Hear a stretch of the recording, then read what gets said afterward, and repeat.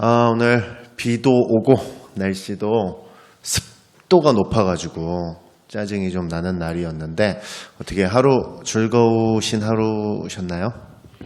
네, 이런 게 진짜 그죠?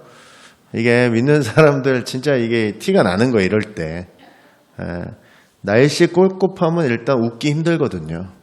그렇죠? 네. 그럼에도 불구하고 여러분들 그 상황 속에서도 즐거웠다고 고백하실 수 있어서 너무 감사합니다. 제가 생긴 건 이렇게 생겼는데 이렇게 그림전이나 사진전 보는 걸 되게 좋아해요. 믿기 힘드시겠지만 그래요. 저도 근데 뭐 그림을 보면서 그림을 해석할 수 있고 이런 재주는 없는데 그냥 좋아요. 그냥 보고 있는 게 그냥 이렇게 보는 걸 좋아하는데 사진전에 가면요 티가 확 나요. 얼마나 티가 나냐면 초보인지 아마추어인지 프로인지 티가 확 나요. 프로는 어떻게 보는지 아세요? 프로들은 사진을 볼 때 딱 그 사진이 이렇게 걸려 있잖아요. 두세 걸음 뒤로 가서 봐요. 왜 그런지 모르겠어요. 꼭 그러시더라고. 전문 프로 기사들은. 그리고 아마추어들은 이렇게 봐요. 거기 사진 걸려 있으면 걷다가 뭐 마음에 드는 게 있으면 이렇게 걸렸으면 이렇게 보고 지나가요. 초보들은 바짝 가요. 바짝 가서 계속 이렇게 봐. 쓸데없는 행동인데 그렇게 봐요. 왜 그런지 모르겠어요. 그래서 어느 그 옛날에 사진 작가들을 인터뷰한 내용이 있는데 거기에 되어 있어요. 아마추어 작가들은 어떤 사진전의 사진을 보면서 노출과 색감과 뭐 각도와 뭐 이런 모든 거를 생각하면서 그걸 본대요. 이래서 사진 참 기가 막히게 찍었다 이렇게 얘기한대요. 초보들은 야 저거 무슨 렌즈를 썼으며 뭐 무슨 바디가 뭐고 뭐 기계 뭐 이렇게 필터를 뭘 넣고 이런 걸 얘기한대요. 프로들은 보면서 저걸 왜 찍었을까 이렇게 생각한다는 거예요. 그죠? 뭐 차이가 좀 나죠. 그림 이렇게 전시하는 데 가서도 그래요. 진짜 작가들은 이 그림을 왜 그렸을까 하면서 그 그림 속에 들어가 있는 스토리가 궁금한 거예요. 근데 초보들은 야 이게 무슨 붓을 썼고 무슨 물감을 어떻게 찍어가지고 이렇게 붓터치가 어떠고 이런다는 거죠. 우리 신앙에 그러니까 뭔가 특별한 게 있어서 더 잘 찍힌 사진이고 뭔가 특별한 게 있어서 더 잘 그린 그림인 것처럼 생각한다는 거예요. 우리의 신앙적인 부분도 이런 모습이 있지 않나 생각을 좀 해봐야 됩니다. 무슨 얘기냐면 우리가 도대체 왜 믿고 왜 신앙하는지에 대해서 궁금증을 잘 가지지 않는다는 거예요. 그냥 나는 그냥 믿어 이렇게 말하시는 분들 계세요. 나는 그냥 하나님 그냥 믿어줘 이렇게 얘기해버려요. 그러니까 나쁘다는 게 아니고 틀렸다는 게 아니지만 왜 믿는지에 대한 질문이 들어왔을 때 그거에 대해서 좀 상대방이 알아들을 수 있게 말할 수 있어야 되지 않을까라는 거죠. 유명한 바이올린을 연주하는 아주 유명한 바이올리니스트가 세상에 한 대밖에 없는 바이올린을 기증받아서 연주회를 열었습니다. 1000여 명 가까운 사람들이 모였고 연주를 시작했어요. 사람들이 와 진짜 이게 세상에 한 대 있는 거여서 왠지 소리가 장난이 아니다. 프로들도 엄청나게 많은 사람들이 모여서 그 음악을 듣고 있었습니다. 전문가들이 와 진짜 이거는 이런 소리가 나는구나 바이올린에서 이런 생각을 하고 있었는데 연주가 끝나고 나자 연주자가 바이올린을 그 자리에서 부셔버립니다. 저는 무슨 큰 뜻이 있는 줄 알았어요. 이제 더 이상 이런 최고의 음악은 들을 수 없습니다. 이런 건 줄 알았더니 그게 아니라 아무 데서나 구할 수 있는 바이올린이었습니다. 여러분들이 너무 한 가지에만 매여서 이제 더 이상 여러 가지 소리를 들을 수 없는 귀가 되어버린 것 같아서 이런 연주회를 만들었다라고 이야기했다는 거예요. 사람들은요 원하지 않아도 특별한 게 있다고 생각해요. 잘된 일이나 잘된 사람들에게는 특별한 것이 있어서 그것이 잘 됐을 거라고 생각해요. 그래서 세상에 많은 강의들도요 뭐 성공함에 있어 특별함이 있다고 그러고 뭐함에 있어 특별함이 있다고 자꾸 얘기해요.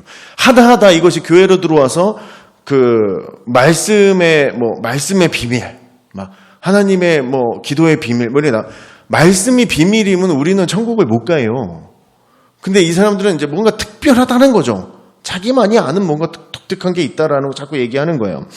여러분 영적인 부분을 보고 믿음이 좋은 사람을 만나면 우리 흔히 이렇게 얘기해요. 저 사람은 가문이 좋아서 아니면 저 사람 지금 하고 있는 생활이 괜찮아서, 아니면 저 사람 다니는 그 교회가 좋아서, 뭐 이런 이유를 댄다는 거죠. 그러니까 저 사람 믿음이 좋지라고 얘기해요.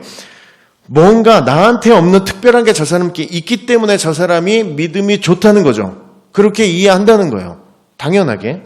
성경에 나온 많은 사람들 보면 분명히 나보다 대단한 뭔가가 있기는 있습니다. 근데 그것 때문에 반드시 그 사람들이 신앙이 좋다고 말할 수 없어요. 무슨 얘기냐면 이런 거예요. 우리 다 아는 사람 얘기하면 삼손은 능력이 대단했죠. 사자를 찢어 죽였다니까요, 여러분. 그죠? 대단한 사람이잖아요. 그런 사람이 만약에 나한테 그런 힘이 있다면 나는 그 힘을 가지고 유혹에 흔들리지 않으며 굉장히 믿음을 잘 지킬 것 같잖아요. 사람들 막 도와주고 선을 베풀고 막. 아니에요? 나만 그런가? 성경에 특별한 사람들이 특별한 것을 받아서 잘된 어떤 그런 케이스가 우리는 많다고 느껴요. 그런데 여러분, 삼손은 힘이 셌거든요. 힘의 근원이 머리카락인 것처럼 보였어요. 그렇죠? 근데 아닌 거 우리가 알잖아요. 힘의 근원은 머리카락이 아니었죠. 만약에 머리카락이었으면 마지막에 블레셋 사람들 다 죽일 때 그 힘이 그렇게까지 날 수가 없겠죠. 평생 기른 머리보다는 잘랐다가 다시 기른 머리가 짧을 테니까 힘이 좀 덜 났을 거 아니에요. 근데 그 마지막에 그 다 무너뜨렸을 때 그 힘이 제일 강력했던 힘이잖아요. 삼손이 항상 힘을 낼 때마다 따라오는 말이 뭐예요? 여호와의 영이 임하였다라는 거죠. 삼손의 부모님은 머리카락이 아니라 구별된 삶을 살으라고 해서 그렇게 살아낸 거죠. 그래서 그 능력이 따라온 거잖아요. 머리카락을 자르고 안 자르고는 사실 큰 문제는 아니었잖아요. 실제적으로 그가 하나님이 살으란 대로 살았냐 못 살았냐가 중요했던 거잖아요. 사사인 삼손이 하나님의 사람들 관리를 잘 못하고 어떤 이방 여인에게 넘어가 있으니까 힘이 의미가 없어졌다는 거죠. 힘이 있으나 마나한 힘이 됐다라는 거예요. 특별한 힘의 근원은 하나님의 말씀에 순종할 때 주의 영이 임해서 드러났다라는 거죠. 특별하게 능력을 받은 성경의 사람들에게 사실은 그 특별한 것이 원래는 없었습니다.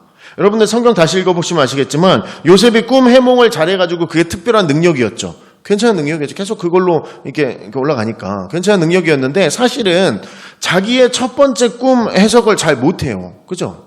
그거 잘했으면 그렇게까지 고생 안 해도 되는 거였는데 그거 못해요. 하나님 말씀을 순종하고 고백하고 다시 하나님께 매어 달리고 하나님이 하라는 자리에 그냥 서 있으니까 그때부터 꿈을 해석하는 능력이 사람들에게 어떤 영향력을 발휘하기 시작했다라는 거죠. 가장 특별하신 분이 성경에 가장 특별하신 분이 누구냐면 예수님일 거 아니에요. 그죠? 근데 예수님이 가장 특별하신데 가장 안 특별하게 등장하십니다. 예수님은 하나님의 아들이죠. 좀 거만해도 됐어요. 좀 교만해도 괜찮았어요. 내가 능력이 있다는 거 티를 내도 괜찮았어요. 더 티를 많이 내도 괜찮았고요. 그럼에도 불구하고 예수님이 힘을 내는 능력을 내는 그 근원으로 하나님의 아들이기 때문에 하나님의 영광을 가지고 했었다라고 생각할 수 있겠지만 그게 아니라 이 일들의 모든 것들의 근원, 예수님이 어떤 능력을 행했던 그 이유는 희생을 통한 사랑의 승리라고 말할 수 있는데 이 희생과 사랑과 승리는 다 예수님 삶 가운데 순종했기 때문에 나타났던 거예요. 예수님이 순종하셨다고요. 안 하셔도 되는 거예요. 예수님은 선택하실지 순종하실 상황이 아니기도 했었어요. 여러분 오늘 말씀이 언급합니다. 예수님이 어떤 행동을 했길래 많은 사람들이 구원의 은혜를 받았는지 순종했습니다. 특별하고 남다른 것이 아니라 그냥 순종하셨다는 거예요. 무슨 얘기냐면 하나님이 하라는 대로 살았다라는 거죠. 어떻게 보면 능력은 아니에요.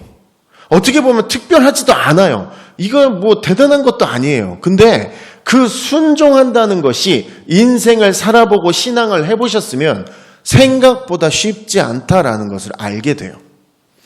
여러분 예수님 우리가 할 수 없는 힘과 능력을 가지셨습니다. 그런데 그 특별함만으로 사역하지 않으세요. 우리를 위해 피 흘리신 그 보혈의 피, 그 능력은 예수님의 피니까 더 가치가 있지 않냐 할 수 있지만 그게 강해서가 아니라 소중한 것을 내어줬기 때문입니다.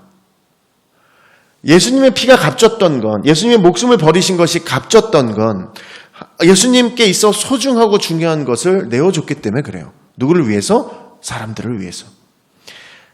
강함은, 그리고 능력은, 특별함은 누군가는 가지고 있을 수 있고 누군가는 없을 수도 있어요. 근데 소중한 건 누구에게나 있어요.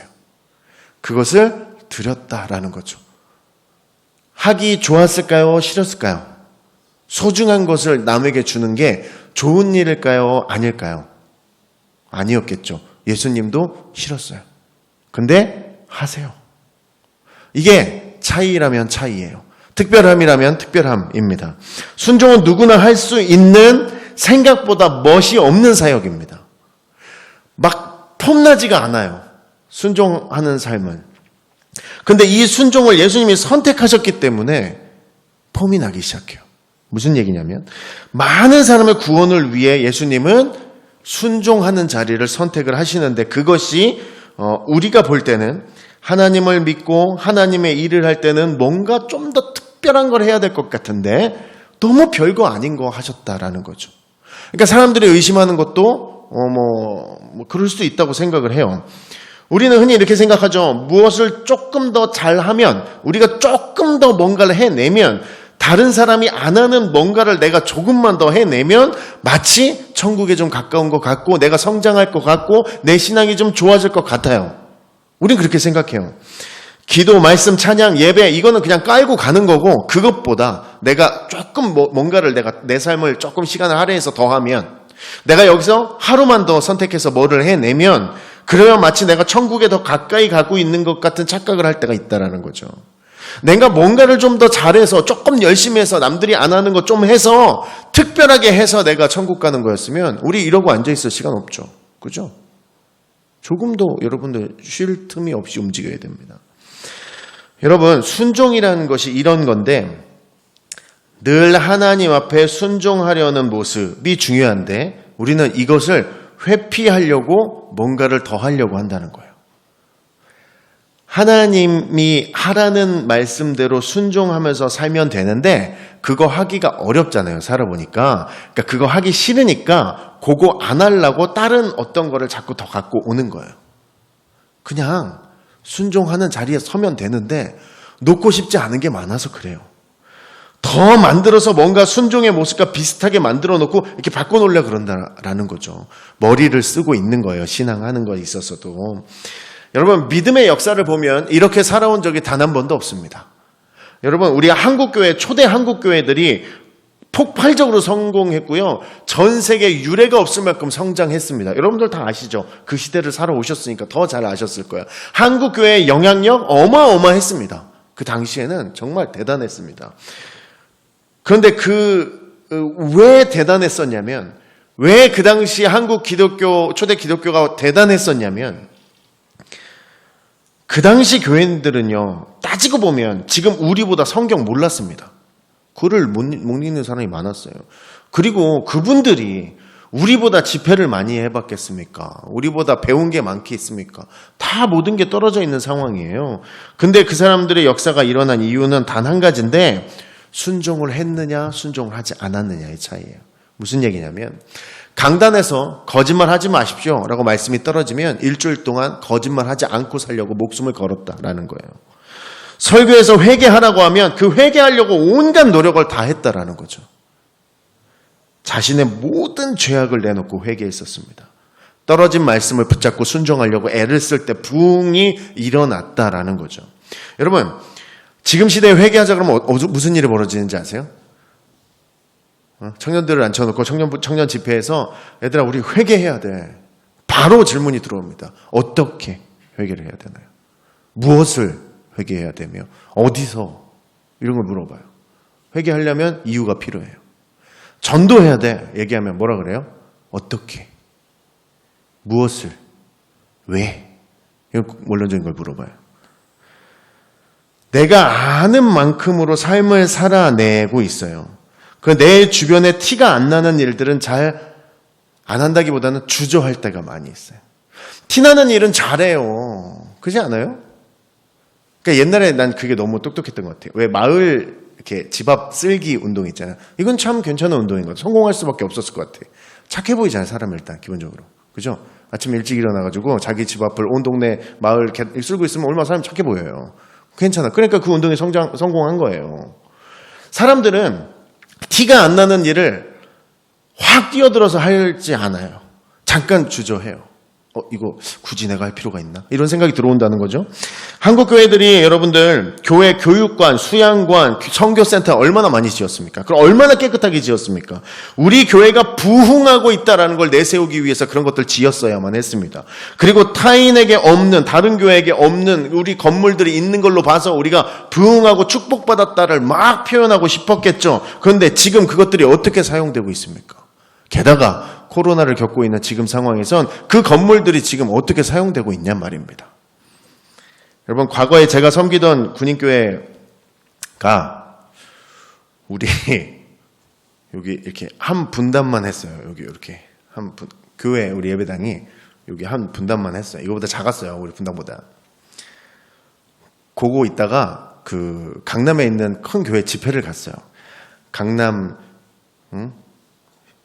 성전. 저기 여의도에 있는 큰 교회 강남 성전 갔어요. 거기 그 강대 이렇게 설교하는 강대 있잖아요. 그 뒤에 이제 목사님들 대기하시는 곳이 있는데 거기보다 우리 교회가 작더라고. 거기 갔더니 보이지도 않는 공간이잖아요. 거기는 그냥 목사님들 쉬는 공간, 이게 준비하시는 공간이잖아요.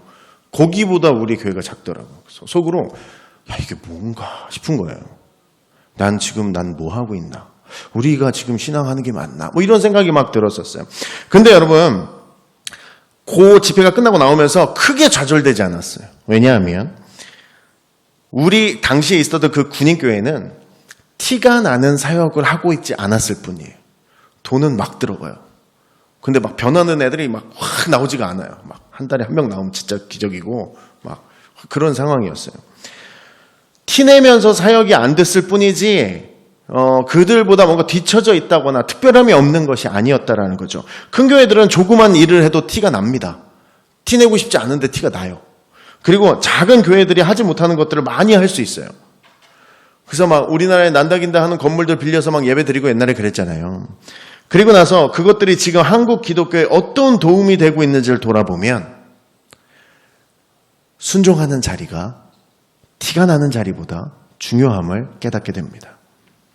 여러분, 순종은 어떤 특별함이고 능력이 아닙니다. 우리도 그거 알고 있습니다. 근데 할 수 없는 것은 없어요, 사실은. 여러분, 순종하십시오 하면 내가 지금 이런 상황이어가지고 순종이 어렵습니다 라고 말하는 사람은 없잖아요. 그죠? 그런 사람 있나? 지금은 좀 뭐 이렇게 말할 수는 있겠는데. 이제, 속이지 않고 말씀드릴게요. 제가 있어 보니까 순종해야 되는 상황을 내가 봤어요. 느끼고 기도하는데 마음에 울림이 있어요. 근데 하기가 싫어요. 죄송한데 하기가 싫어. 알겠어요. 지금 내가 순종하고 무릎 꿇고 그 자리로 기어 들어가는 게 맞는데 하기가 싫어요. 못하겠어요. 여러 가지가 겹쳐 있어서 명분도 좋아요. 그 자리로 가지 않아도 되는 명분도 있어요. 근데 그 순종 자리가 거기예요. 순종할 수 없어서가 아니라 하기 싫은 게 커요. 순종하고 싶지 않은 마음이 더 크다는 거죠. 여러분, 사역함에 있어서 분명히 능력은 필요합니다만, 근데 순종은 뭔가 쌓아내고 앞서가고 뭐 그럴 필요가 있는 것이 아니라는 거죠.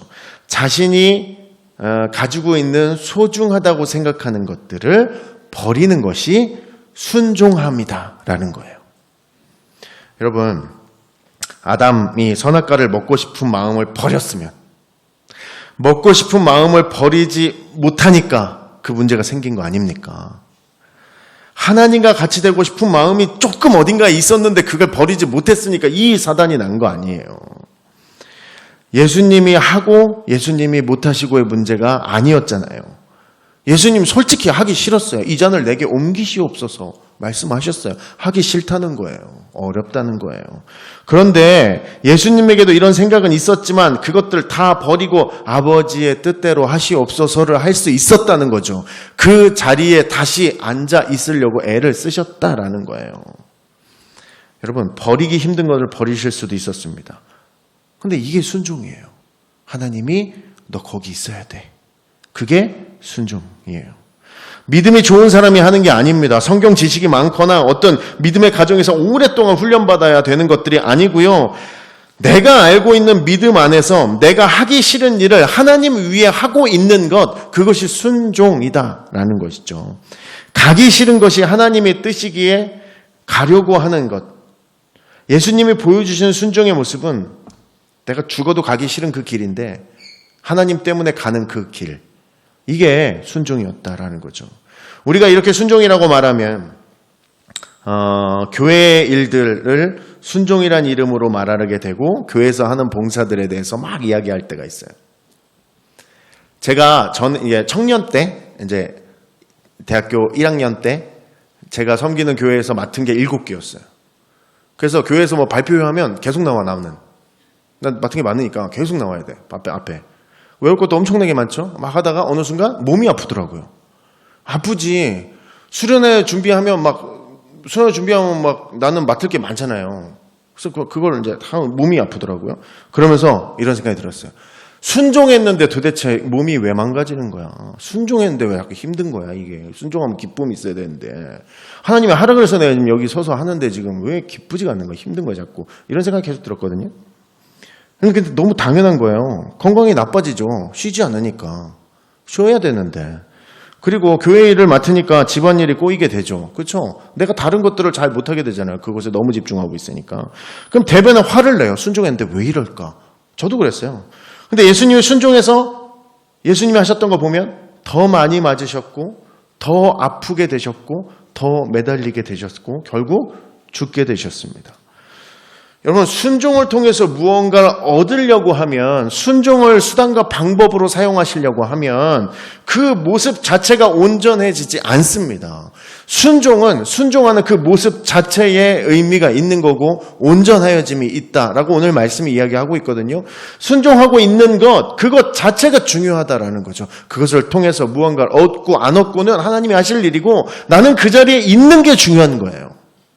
여러분들 오늘 이 자리에 오기 솔직히 얼마나 힘들었습니까? 오늘 비 하루 종일 왔죠. 꿉꿉했죠. 집에 깨끗이 씻고 누웠더니 진짜 나오기 싫잖아요. 그죠? 안 그러세요? 깨끗하게 뽀송뽀송하게 씻고 텔레비 틀었는데 와 진짜 못 나오잖아요. 이제 밥도 먹었겠다. 진짜 이제는 사람이 움직일 수 있는 그게 아니잖아요. 근데 그거 딛고 나올 수 있는 게 뭐예요? 하나님이 여기 있으라고 하니까 그거 순종하시는 거 아니에요. 여러분들이 이 자리에 앉아 있는 게 중요해요. 여기서 은혜를 받고 무슨 여러분 이 시간을 통해서 복을 받고 안 받고는 그건 나중 문제고 여러분이 지금 이 자리에 순종했다라는 게 중요한 거죠. 히브리서 5장에 이런 말씀이 있습니다. 그가 아들이시면서도 받으신 고난으로 순종함을 배워서 온전하게 되었은즉 자기에게 순종하는 모든 자에게 영원한 구원의 근원이 되시고 예수님이 다 가지셨어요. 그분은 온전함을 보여주시려고 행하셨던 것이 순종이었어요. 여러분 우리 가운데 온전해 보이는 분들이 있을 거예요. 대단해 보이는 분들이 계셔요.